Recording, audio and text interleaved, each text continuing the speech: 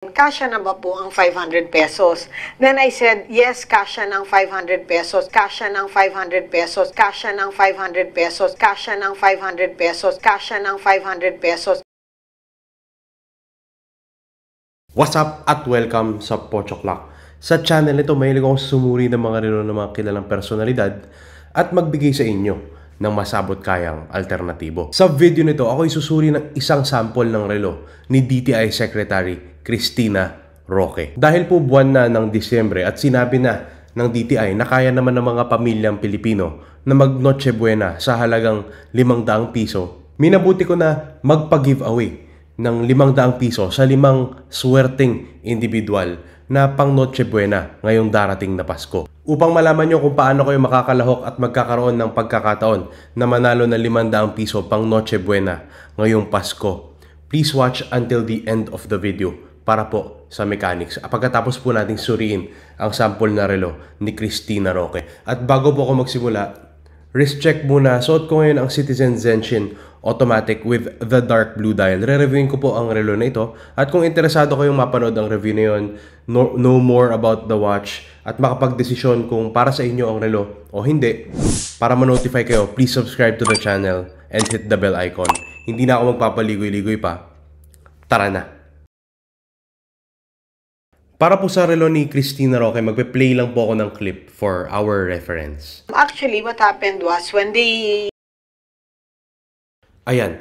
So, dito po, ang kailangan nating tingnan sa relo niya ay yung shape niya na parang clover siya, pero hindi po officially yan clover. Tapos tingnan natin yung bezel niya, parang may konting sparkles dyan.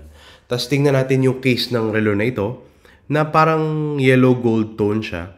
And then let's look at the strap of the watch na parang dark blue o di kaya black from this footage. At dahil sa mga katangian na yan, tingin ko this is a Van Cleef & Arpels watch. More specifically, the Alhambra. Most likely in the medium size. So yung brand po na Van Cleef & Arpels or VCA, some women might call it, is actually more of a jewelry brand in my opinion and in my experience. But I have featured a watch from them before na suot ni Heart Evangelista, or for some people, Heart Evangelista. So, ang relo po na ito, I think when I look at it, it really looks more like a piece of jewelry. In fact, when I was looking for footage na sa mga relo na suot ni Cristina Roque, I immediately assumed na isa lang itong parang bangle of sorts. But when I took a look at this video, parang naging clear na merong hands doon sa relo. And this watch, one of the more striking features of it is really the mother of pearl dial, at least in my opinion. And that's what really makes this watch more like a piece of jewelry than it is a watch. So, ang relo po na ito is not available in the Philippines. Pero sa website ng Van Cleef & Arpels, nakikita ko itong binibenta nila for $18,400 US dollars. That's excluding taxes. So, if you import that dito sa Pilipinas, you would have to pay shipping, taxes, and duties.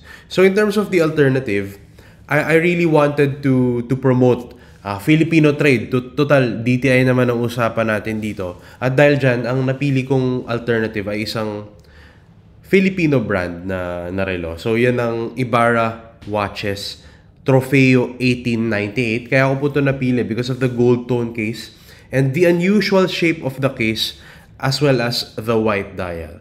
So, when you look at these two watches, they actually look very different. But if you look at them side by side with other watches that I typically feature on this channel, you will notice na medyo unique sila kahit magkaiba sila.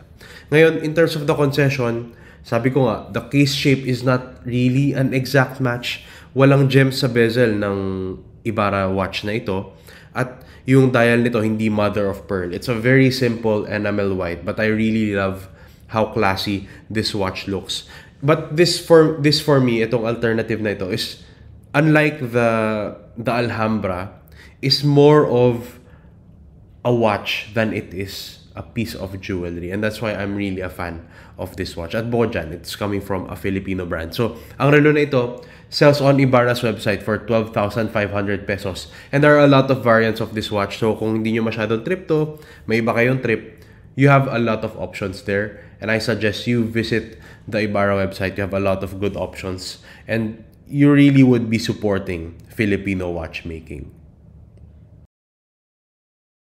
Para po sa mechanics ng giveaway, ang kailangan nyo lang pong gawin, una, sagutin nyo po ng tama ang tanong na ito. Kung ang Noche Buena ng isang pamilyang Pilipino ay nagkakahalagang 500 piso, ilang pamilya ang mapapakain ng $18,400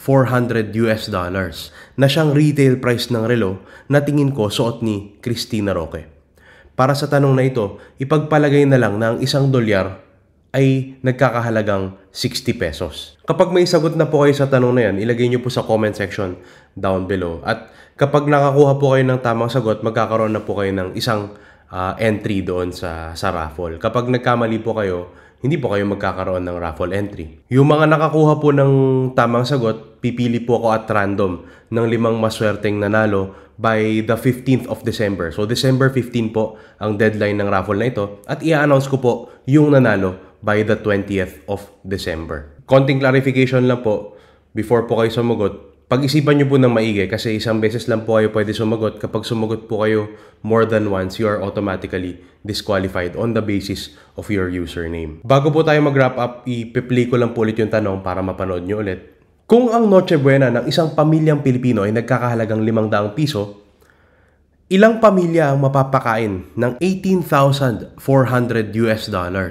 na siyang retail price ng relo na tingin ko suot ni Cristina Roque? Para sa tanong na ito, ipagpalagay na lang na ang $1 ay nagkakahalagang 60 pesos. Ayun! Nakita na tayo ng isang sample ng relo ni DTI Secretary Cristina Roque. At kung nagustuhan nyo po ang video na ito, please do hit the like button. At kung trip nyo yung ganitong klaseng content, watch reviews, pagsuri sa mga relo ng mga kilalang personalidad, please subscribe to the channel and hit the bell icon. Yun lang po. Maraming salamat sa oras ng panonood. Laters, yo!